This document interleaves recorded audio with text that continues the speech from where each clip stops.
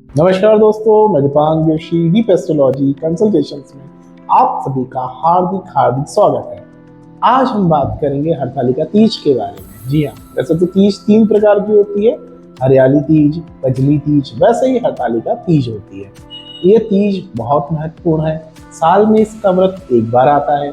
ये वीडियो मैंने 3 पार्ट में बना रखा है।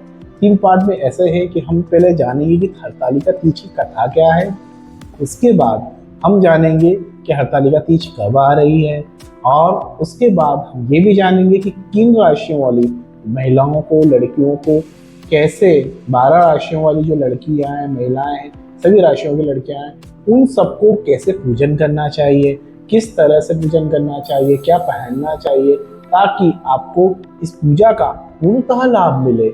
देखिए, इस वर्ष में एक ही बार पूजा आती है, विशेष मानी गई है, और भाद्र पक्ष के शुक्ल पक्ष में तृतीया तिथि में ये पूजा पड़ती है। तो इसी दिन हम हरतालिका तीज मनाते हैं। तो ये कब पड़ रही है, मैं इसके बारे में बताऊंगा। सबसे पहले एक नज़र डाल लेते हैं कब, इसकी पौराणिक कथा क्या है, पुराणों में इसका क्या वर्णन है। पहले हम जल्दी से हम जान लेते हैं कि ये कथा कैसे हम सबसे जुड़ी हुई है। तो हम, ये बात थी जब भगवान शिव और माता पार्वती का विवाह होने वाला था। माता पार्वती ने अनंत तपस्या करी, 108 वर्ष तक उन्होंने तपस्या करी, पर लेकिन 108 जन्मों में इनके कई बार, मतलब कई बार इनके जन्म हुए, 108 बार जन्म हुए माता के, पर वहाँ 108 बार कहीं ना कहीं कुछ प्रॉब्लम्स आने लगी, कहीं ना कहीं इनका जो व्रत है वो सफल नहीं हो पाया। जब व्रत सफल नहीं हो पाया तो इस जो आखिरी जन्म था इनका, इस जन्म में उन्होंने पूर्णतः तपस्या करी, पर लेकिन इनका विवाह भगवान विष्णु से तय कर दिया था। जब इनके विवाह विष्णु से तय कर दिया गया था, तब काफी बहुत उथल पुथल मच गई थी। माता पार्वती ने सोचा मैं कैसे इससे निकलूं। तो उनकी महिलाओं की जितनी भी मित्र थी, महिलाएं मित्र थी, और जितनी भी उनकी सखियां थी, उन्होंने एक योजना बनाई और माता पार्वती को पहाड़ों में लेके चली गई, उनका हरण कर लिया। तो हरतालिका मतलब यही है, हरतालिका तीज का मतलब, हर का मतलब हरण करना, ताली का मतलब जो कि मित्र मंडली जिसे हम बोलते हैं, तालिका बोलते हैं उसे, उनका मिलकर उन्होंने हरण करके उनको एक पहाड़ों में और जंगलों में छोड़ दिया। तो वहाँ माता पार्वती जी ने एक रेत से पूरा शिवलिंग बनाया, गंदी जी बनाए, और शिवलिंग बना के उनकी पूजा करने लग गई। और पूजा करी। उसके बाद, पूजा करने के बाद भगवान शिव की तपस्या करी, और भगवान शिव ने उनको आशीर्वाद दिया और कहा कि मैं अगले दिन आऊंगा और तुमसे विवाह करूंगा। तो इस कारण भगवान शिव की असीम कृपा माता पार्वती को प्राप्त हुई और दोनों एक हो गए। ये पूजा उनकी सफल रही। तब से हरतालिका तीज का व्रत किया जाता है। नेपाल से लेके ये पूरे भारत में किया करते हैं, उत्तर भारत में विशेषकर इसे किया जाता है। तो आप सभी भी हरतालिका तीज अवश्य रखें।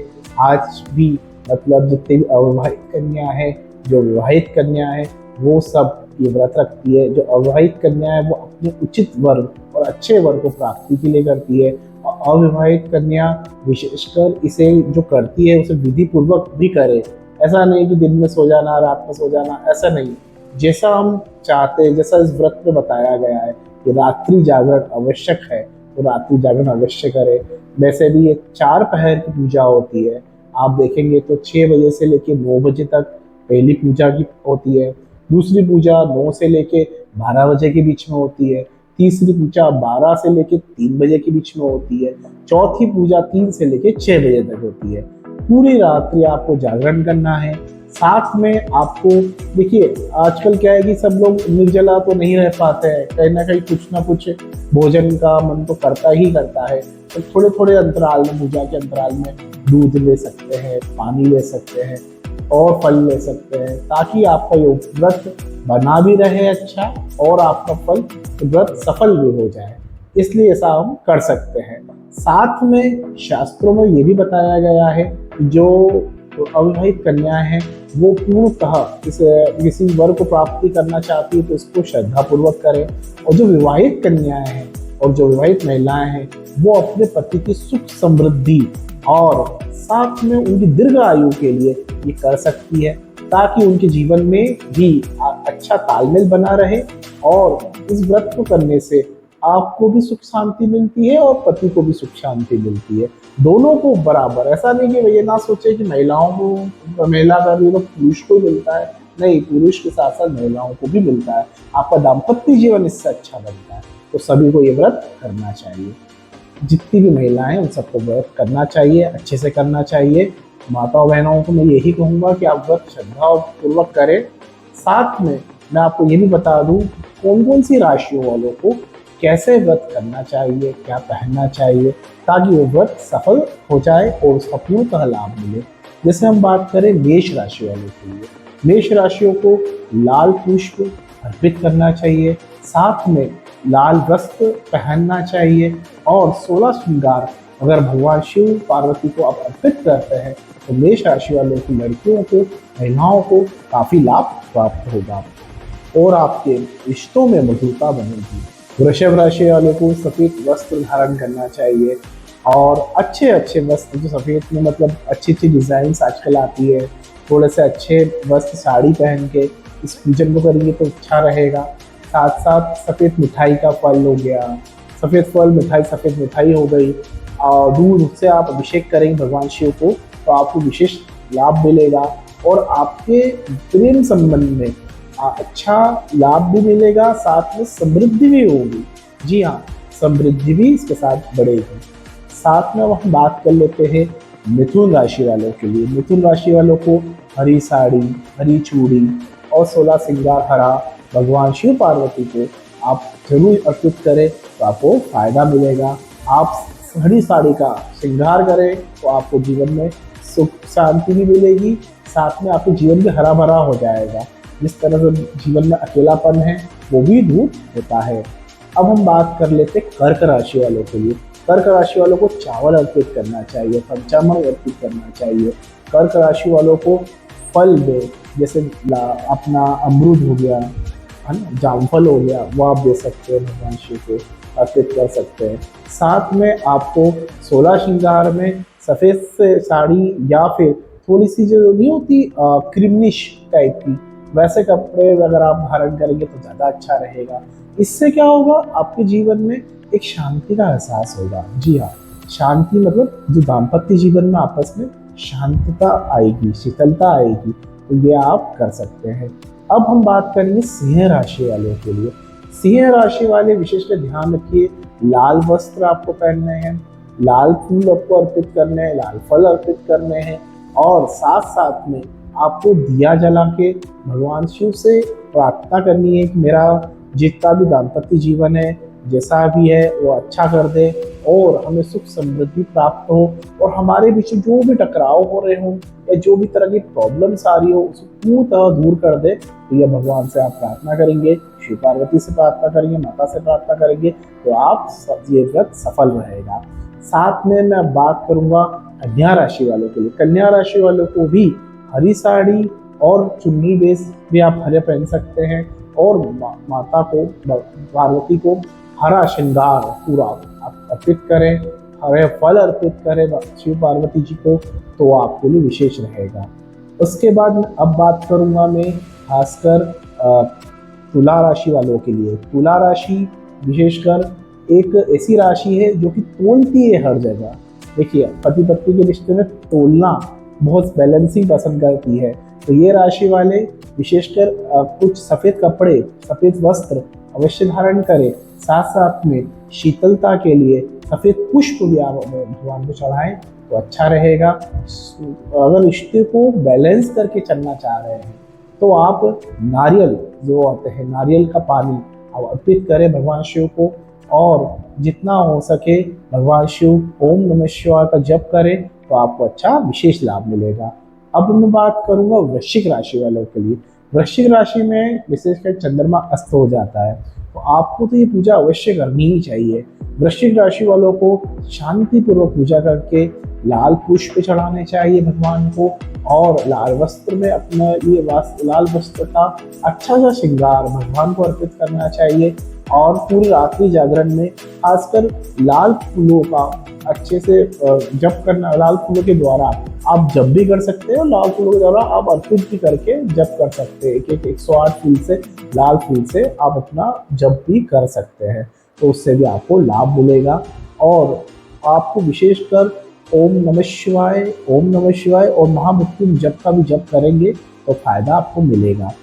अब हम बात कर लेंगे विशेषकर हमारे पास जो अगली राशि आ रही है वो धनु राशि आ रही है। ये गुरु से संबंधित राशि है, तो इनको खासकर पीले वस्त्र पहनना चाहिए, पीले वस्त्र का श्रृंगार करना चाहिए।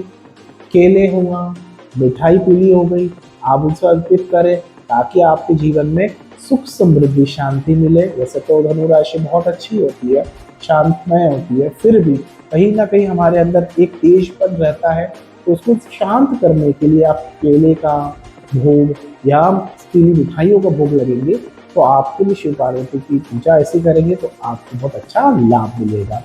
अब मैं बात कर लेता हूँ मकर राशि वालों के लिए। मकर राशि वालों को लोगों में आप धूप, भगवान शिव पार्वती के धूप अर्पण करें, धूप चढ़ाए जैसे हम धूप चढ़ाते हैं वैसे, और जिस तरह दीपक जलाए उस पर काले तिल डाल दें। काले तिल डालेंगे तो आपका शनि जो है वो अच्छा रहेगा। मकर राशि वाली महिलाओं को देखिए वो डिसिप्लिन में रहना पसंद करते हैं, तो आप सोच संबंधित अच्छे डिसिप्लिन में रहें तो आपको विशेष लाभ। अब हम बात करेंगे कुंभ राशि वालों के लिए।